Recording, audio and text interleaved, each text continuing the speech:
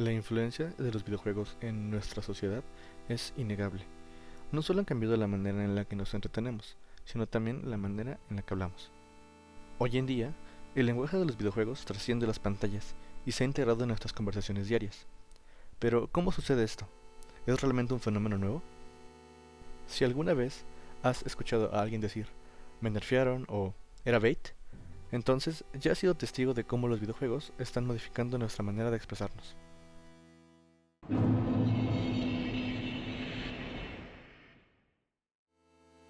Para entender este fenómeno, primero hay que comprender qué es un anglicismo. Los anglicismos son palabras que el español ha tomado del inglés.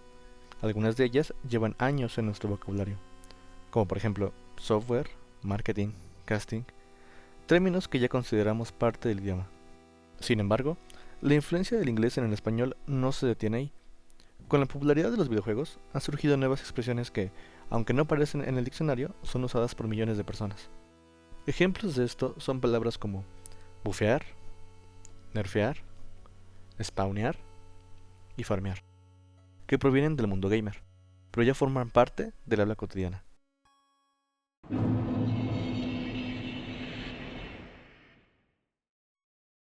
El lenguaje de los videojuegos ha permeado en la cultura general porque los videojuegos son en sí mismos una forma de interacción social. No es solo que juguemos, es que conversamos, discutimos y creamos comunidades. Sobre todo, tiramos odio. Pero ya andaremos más en esa parte más adelante. En juegos competitivos como League of Legends o Counter-Strike, los términos como bait, AFK o castear son esenciales para la comunicación entre jugadores. Y lo curioso es que, fuera de los videojuegos, estos términos también han encontrado su lugar. Hoy, decir lo banearon del server puede referirse a quien sea que haya sido sacado de algún lugar, o incluso de la misma vida, no solo en medio de una partida.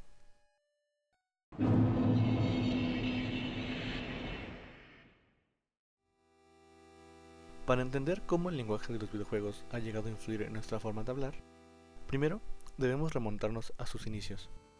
Cuando los primeros juegos de arcade aparecieron en los años 70 y 80, junto con ellos surgieron términos que se convirtieron en parte de la cultura gamer.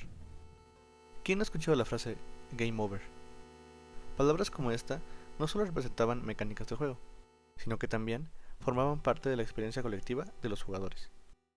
A medida que los videojuegos evolucionaron, también lo hizo su lenguaje.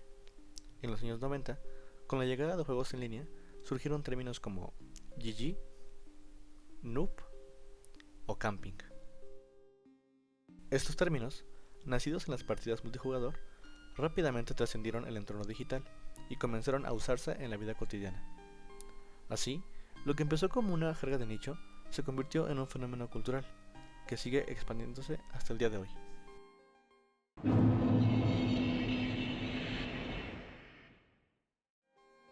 Pero no todo en la evolución del lenguaje gamer ha sido positivo. Con la masificación de los juegos en línea y el anonimato de Internet, también ha surgido un fenómeno preocupante: la toxicidad. Insultos, burlas y comentarios agresivos forman parte del día a día en muchas partidas. ¿Quién no ha escuchado frases como eres un manco, easy o el infame get good, usado de forma sarcástica? Lo que en un inicio eran simples términos competitivos se ha convertido en un problema de convivencia dentro de las comunidades gamer. Este tipo de lenguaje no se queda solo en los videojuegos. Muchos de estos términos han migrado a las redes sociales y a conversaciones cotidianas. Expresiones como tryhard para referirse a alguien que se esfuerza demasiado o tiltearse cuando alguien se frustra han encontrado un uso fuera del ámbito gamer. La pregunta es, ¿estamos normalizando un tipo de comunicación hostil sin darnos cuenta? Es importante reflexionar sobre cómo usamos este lenguaje y qué impacto tiene en nuestras interacciones, tanto en los videojuegos como en la vida real.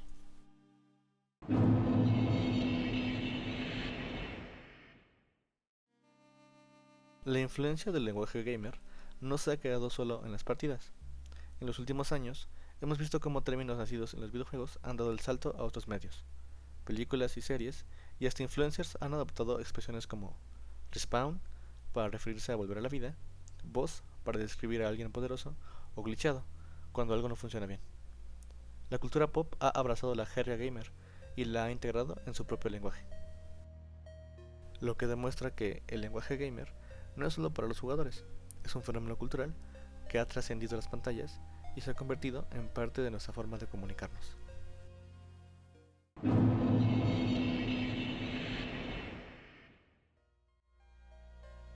Hay que entender que el lenguaje no es algo fijo, es una entidad viva que cambia constantemente. Como se diría, los hablantes hacen la lengua, no al revés.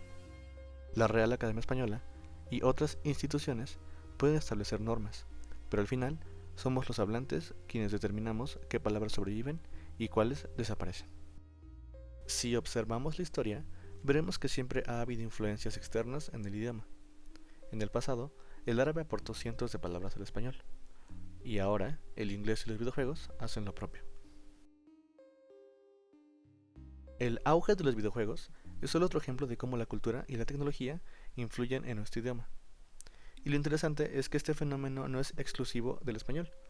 En francés, japonés y otros idiomas, los términos del gaming también han dejado huella.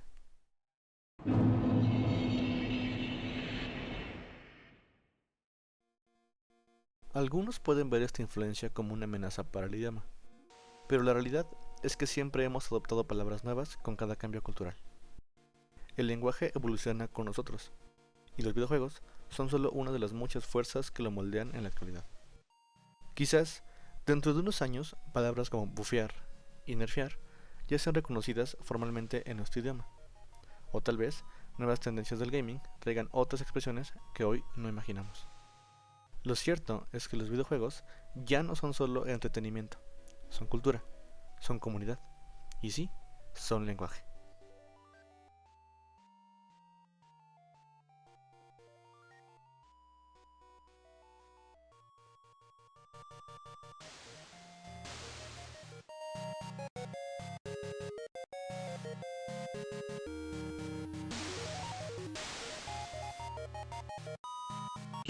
Suscríbete.